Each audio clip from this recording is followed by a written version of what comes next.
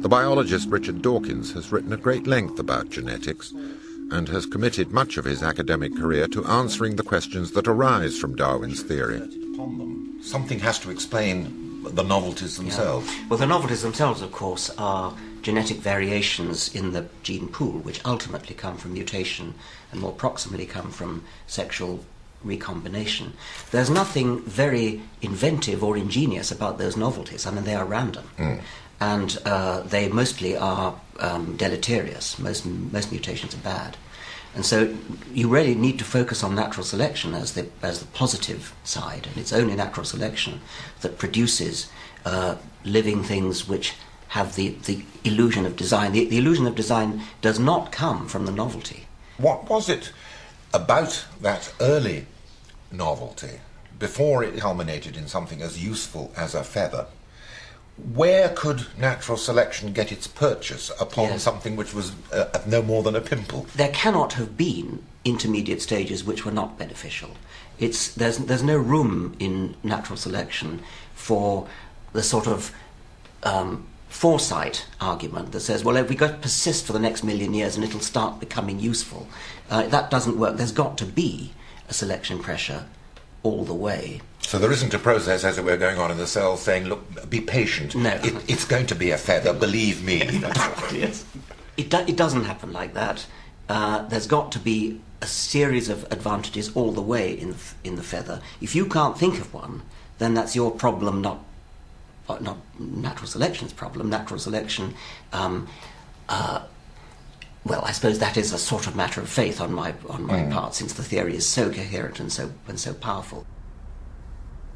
Richard Dawkins' faith in natural selection is bolstered by the fact that, as Darwin noticed, the painful details hardly support the idea of a benevolent designer. I cannot persuade myself that a beneficent and omnipotent God would have created the Ichneumonidae with the express intention of their feeding within the living bodies of caterpillars, or that God would have designedly created that a cat should play with mice. Darwin's own religious faith had slowly ebbed away over the years, but that was due as much to the death of his daughter as to his scientific ideas. But for a variety of reasons, not least of which was the fact that his wife was still deeply religious, and he himself, of course, realized the theological implications of his own theory, Darwin resisted publication of his work for almost 20 years.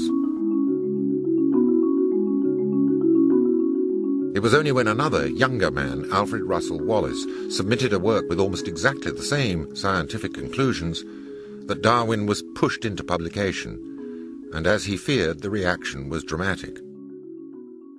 Is it on his grandmother's or his grandfather's side that he claims descent from a monkey? There is a metaphysical part of nature. A man who denies this may sink the human race into a lower grade of degradation than any into which it has fallen since written records began.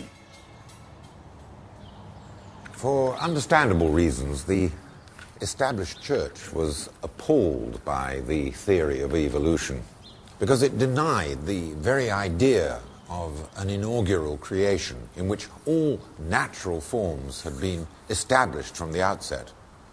And as far as the clergy were concerned, what was even more shocking was the idea that man was included in this process, and that as a mere descendant of apes, he had lost his curious spiritual priority.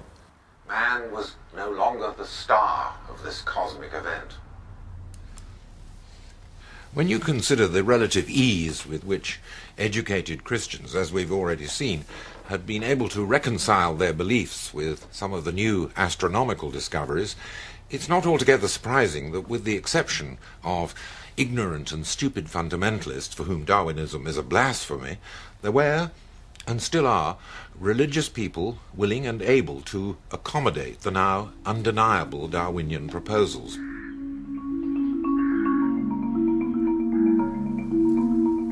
But the point is that the religious now had to visualize the architecture of living things in an altogether new way. one in which God could no longer be represented as an ever-present, pedantic designer.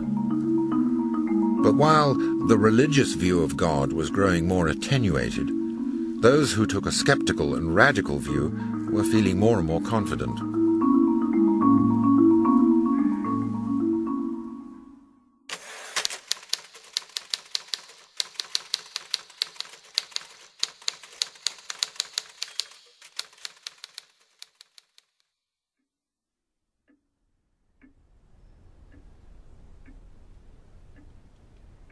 The leadership of the sceptical and radical reformers was now undertaken by George Jacob Holyoake, and in his journal, The Reasoner, he coined a new word to describe a belief system based upon reason and science. He called it secularism. Well, by the middle of the 19th century, there were more than 40 secular societies in Britain, and Holyoake's journal was selling more than 5,000 copies a week.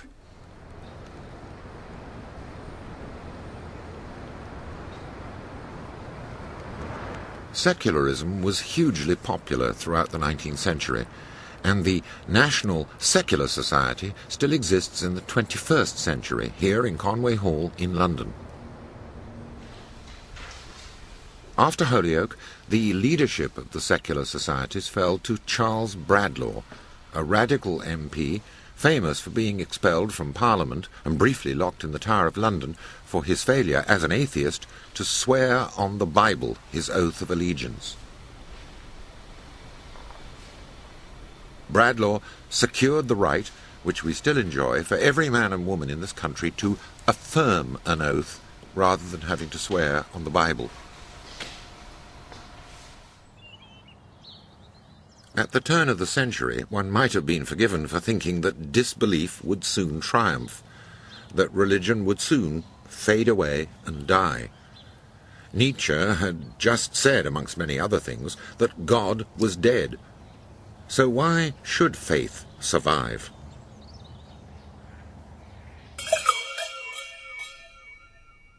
But by the end of the 19th century and the beginning of the 20th, there emerges a man who claimed to understand the origins of religion, of all religions.